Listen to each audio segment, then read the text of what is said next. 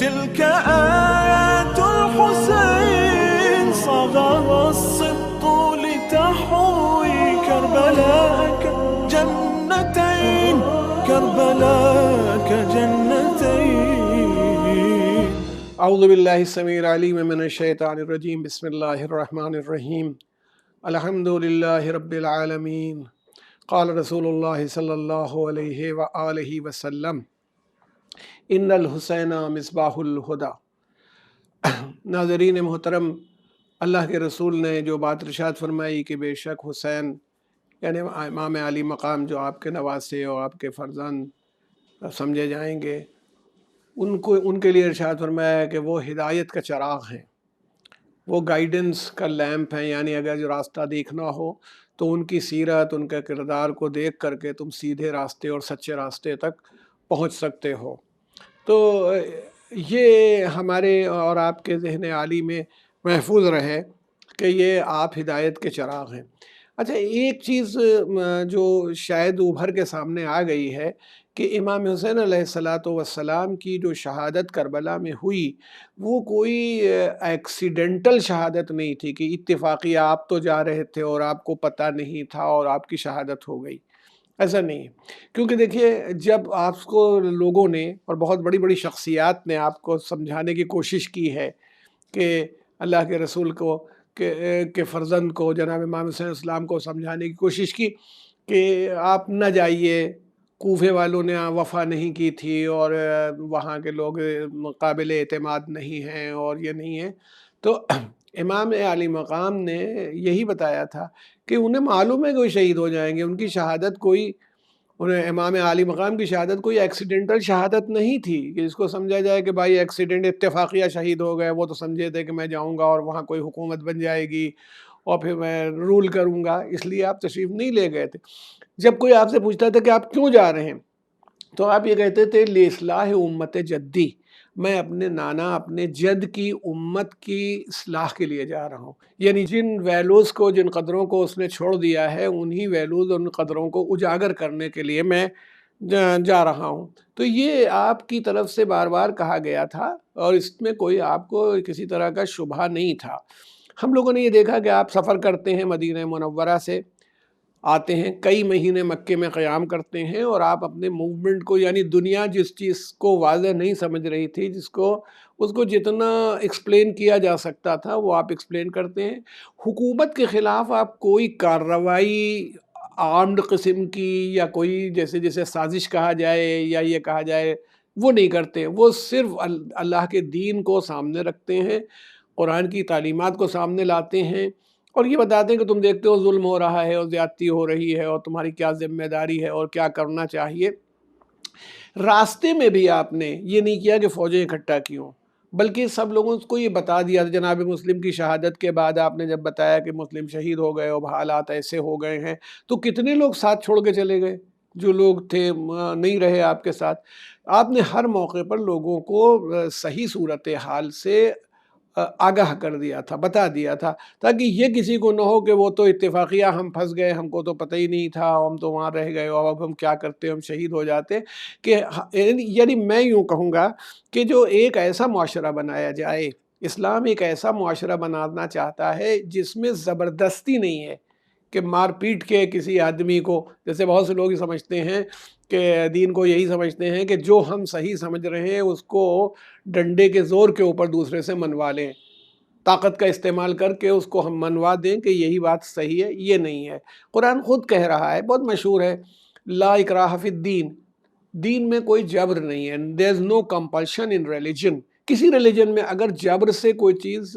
Compulsion سے منوا بھی لی جائے تو کسی فائدے کی نہیں رہتی۔ امام یہ چاہتے تھے کہ میرے ساتھ وہی لوگ آئیں اور ایسے لوگ آئیں جو جبر کی بنیاد پر یا کمپلشن کی بنیاد پر نہ آئیں، بلکہ جو اپنی مرضی سے آئیں۔ ایسے ہی لوگ صحیح خدمتگار ہو سکتے ہیں، ایسے ہی لوگ والنٹیئر کر سکتے ہیں، ایسے ہی لوگ آگے بڑھ سکتے ہیں۔ یہ آپ کی اسپرٹ تھی۔ تو اس لیے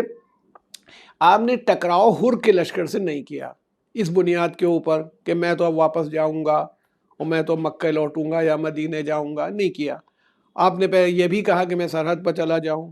اور آپ نے یہ تمام باتیں کہی ہیں، بلکہ وہ آپ کو ملتا رہتا ہے، اور ذاکرین تو بہت پڑھتے ہیں، شاید وہ مطلب اس وقت تو ہند کا یہ تصور اس طرح نہیں تھا، سرحد سے ہند مان لیں آپ کہ میں ہندوستان چلا جاؤں، یہ کہا جاتا ہے، خیر اس پر بحث نہیں، لیکن آپ اس وہ حکومت جو تھی، یعنی جتنی حکومت میں یزید کا زور تھا، تسلط تھا، جس پر وہ قابض تھا، آپ اس کے باہر بھی جانے کو تیار تھے کہ بھئی ہم رہیں گے ہی نہیں، تمہیں کوئی خطرہ نہ رہ جائے۔ لیکن یہ بات ہمارے سامنے آتی ہے کہ جب کوئی وہ کمپرومائز نہیں ہوئی تو آپ نے کہا اچھا بیچ کا راستہ اختیار کر لیا جائے، آپ ویسی سچویشن پر لائے کہ وہ بیچ کے راستے کے لیے تیار ہو گیا۔ اب جب یہ بیچ کے راستے سے آپ چلے تو یہاں تک کہ وہ لیٹر جو اس نے بھیجا ہے ابن زیاد کو، اور ابن زیاد کا جو جواب آیا ہے وہ اس موقع پر تھا کہ جب آپ کربلا، جس کو آج آپ کربلا کہتے ہیں، اس کا کئی نام تھے، چھوٹی چھوٹی بستیاں، چھوٹے چھوٹے گاؤں تھے جو موجود تھے، جس میں غازریہ تھا، شت فرات تھا،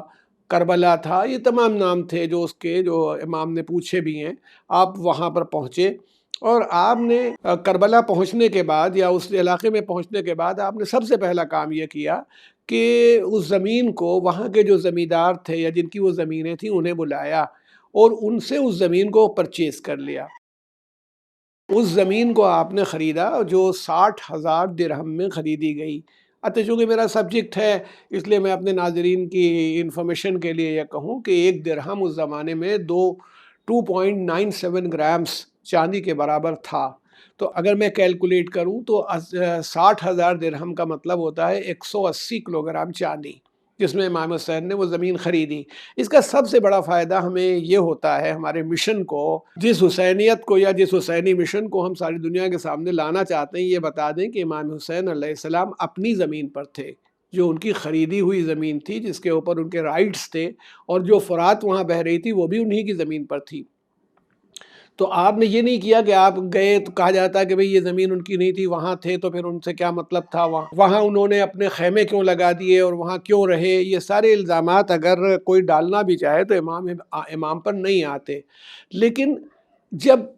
ابن زیاد جو گورنر ہے کوفے کا، اس کی طرف سے یہ آرڈر آتا ہے، اس کے ساتھ اور فوجیں بھی آ گئیں، خالی وہ یہ نہیں کہ حر خالی موجود تھا، عمرو بن سعد اپنا لشکر لے کے آیا ہے، بہت سی فوجیں آ گئیں، اور انہوں نے یہ کہنا شروع کیا، امام حسین کا جو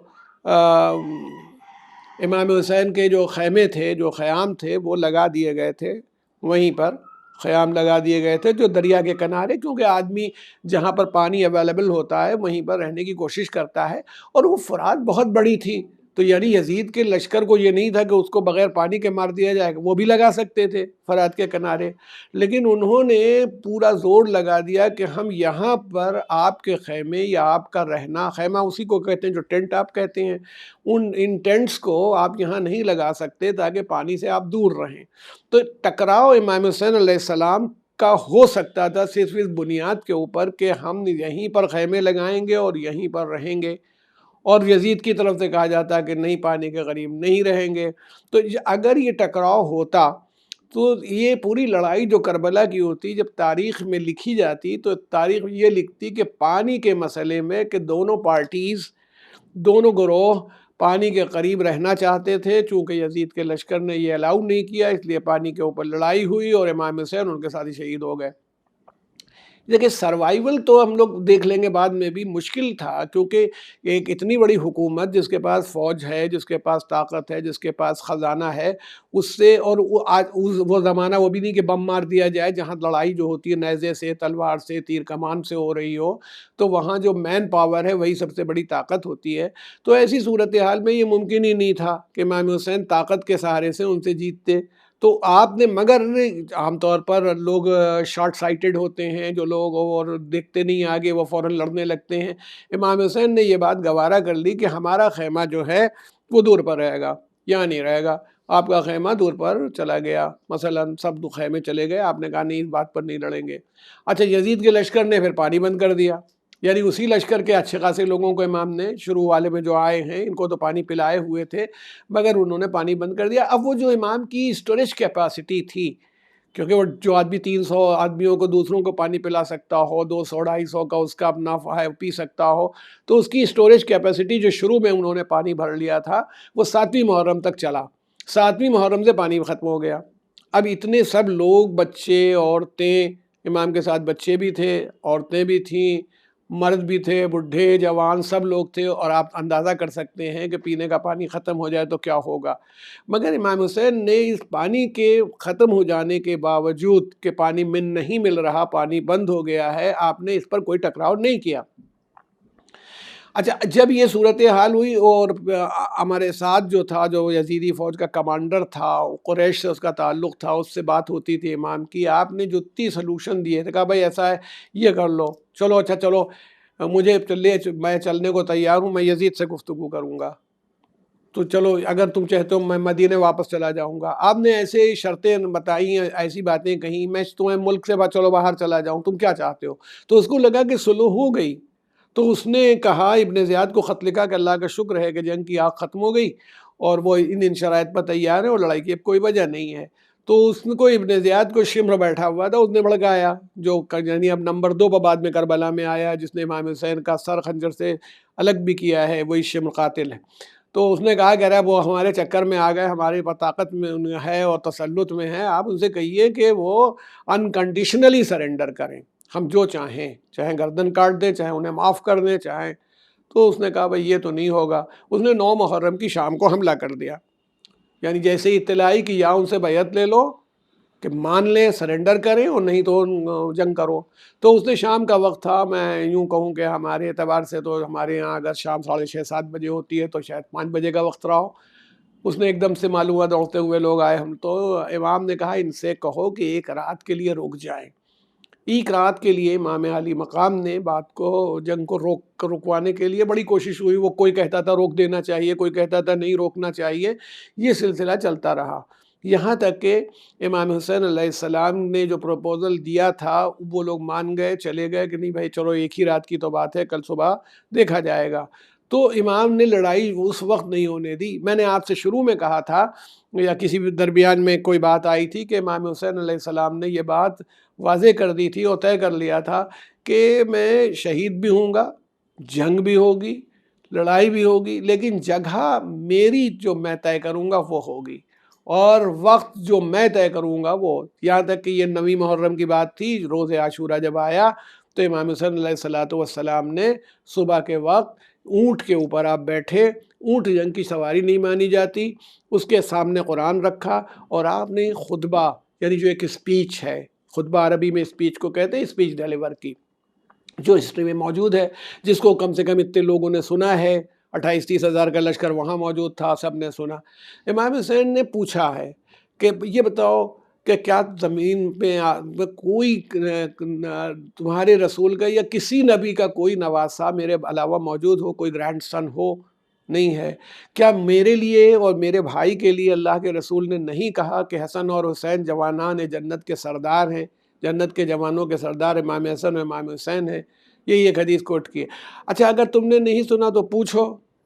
اصحاب رسول کا نام لیا، آپ نے کہا ان سے پوچھ لو۔ اس کے بعد کہا کیا میں نے تمہارا کوئی مال لیا ہے، تمہارے مال پر کوئی قبضہ کیا ہے کہیں یہاں وہاں، کہ بھائی تمہارا اتنا مال ہم نے لے لیا اس لیے مجھ سے لڑ رہے ہو؟ کیا میں نے تمہارے کسی آدمی کو قتل کیا ہے جو تم مجھے قتل کرنے کے لیے تیار ہو گئے ہو؟ تو کوئی جواب نہیں آیا، یعنی آپ کے اوپر کوئی چارج لگا نہیں سکا۔ جب یہ نہیں ہوا تو حضرت نے پوچھا کیوں مجھے قتل کرتے ہو؟ تو وہ لوگ چلانے لگے، چیخنے لگے، تم بیعت کر لو، بیعت کر لو، ہم کچھ نہیں سمجھتے، ہم تمہاری بات نہیں سمجھتے، ہم نہیں جانتے، اور تم بیعت کرو یزید کی۔ تو امام حسین علیہ السلام نے فرمایا کہ نہ میں یہ کروں گا کہ تمہارے ہاتھ میں ذلیل لوگوں کی طرح سے، جن کے پاس کوئی ڈگنیٹی نہیں ہے، ایسے آدمیوں کی طرح سے جو ڈگنیٹی نہیں رکھتے ہیں، نہ اپنا ہاتھ تمہارے ہاتھ میں دوں گا، اور نہ غلاموں کی طرح سے، سلیوز کی طرح سے تمہارے سامنے سے بھاگوں گا، تم لگا لو جتنے تمہیں ہتھیار چلانے ہوں، جو کچھ کرنا ہو۔ تو اب یہ دیکھیں، ہم یہ کہہ رہے ہیں کہ ایک ایسا آدمی جو یعنی ویریئرز کے حساب سے 72 آدمیوں سے زیادہ امام حسین کے پاس کربلا میں نہیں تھے، باقی کچھ بڈھے تھے، کچھ بچے تھے، کچھ ایسے نابالغ لوگ تھے، ان کو ملا کے 125-150 کر لیجئے، یہ بھی ہے کہ اتنے لوگ تھے، اور ادھر سے کم فوج 30,000 موجود ہے جو کھڑی ہوئی ہے، اور وہ کھانا پانی سب اس کے پاس موجود ہے، یہاں سب 3 دن کے بھوکے اور پیاسے ہیں۔ مگر امام حسین نے ہیومن ڈگنیٹی کو سامنے لا کر کے رکھا، اور آپ نے خود ارشاد فرمایا، دیکھیے ایک طرف آپ کا پرنسپل تھا لیو اینڈ لیٹ لیو، جیو اور جینے دو، یعنی بلا وجہ کسی کو ماریں گے نہیں، بلا وجہ کسی کو اذیت نہیں پہنچائیں گے، اور یہی پرنسپل ہمارے لیے آج بھی ہے، جیو اور جینے دو۔ اور امام نے فرمایا کہ الموت اولا من رکوب العار، موت جو ہے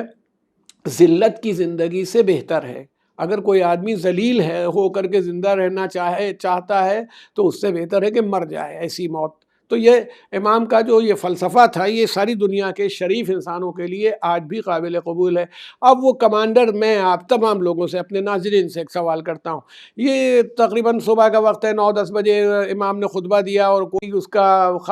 خاطر خواہ نہ اثر ہوا ہے، نہ اس کا کوئی جواب آ سکا۔ اس کے بعد عامر ابن سعد کو تو بھائی وہ کل رات ہی جو لڑائی کرنے والا تھا، اب صبح ہو گئی ہے اور آپ نے خطبہ بھی ڈیلیور کر دیا۔ اس کے بعد آپ اونٹ سے اتر آئے، اب اس نے اپنے کمان میں جو چلہ کمان کہلاتا ہے تیر لگایا، اور اس کے بعد یہ جو ہمارے بہت ہی امپورٹنٹ مسلمانوں میں کتاب ہسٹری کی ہے، اسلامک ہسٹری کی، طبری، اس نے لکھا کہ اس نے تیر چلہ کمان میں لیا اور کھینچا، اور اس کے بعد کہا لشکر والو، میری فوج کے سپاہیوں، تم گواہ رہنا کہ پہلا تیر حسین کی طرف میں پھینکتا ہوں، اور یہ کہہ کر کے اس نے تیر رہا کر دیا اور وہ امام حسین کی طرف آیا تیر۔ اب یہ بتائیے، تب امام نے اپنے ساتھیوں سے کہا کھڑے ہو جاؤ، اور کھڑے ہو جاؤ اور اب جان دینے کے لیے تیار ہو جاؤ۔ یعنی ان لوگوں کو جن کو آپ نے رخصت کر دیا تھا، چلے جاؤ، کوئی نہیں گیا، تو کہا پھر آپ بہادروں کی طرح، جانبازوں کی طرح ڈگنیٹی کے ساتھ کھڑے ہو جاؤ۔ اور وہ سارے سپاہی جو تھے وہ کھڑے ہوئے۔ یہ لڑائی،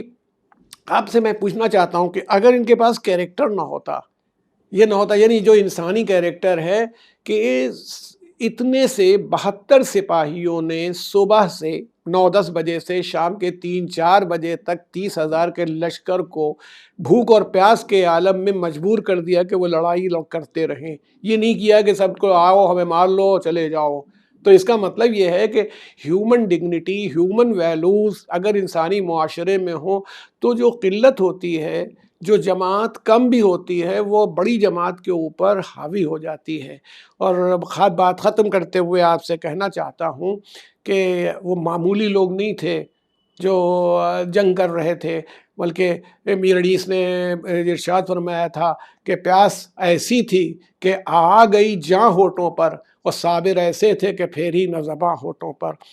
یہ سمجھ لیں، آپ اندازہ کریں کہ ان کا عالم یہ ہو گیا تھا ان لوگوں کا کہ وہ لوگ گفتگو نہیں کرتے تھے، زیادہ بات چیت نہیں کرتے تھے، پیاس کی وجہ سے کہ زبان سوکھ چکی تھی،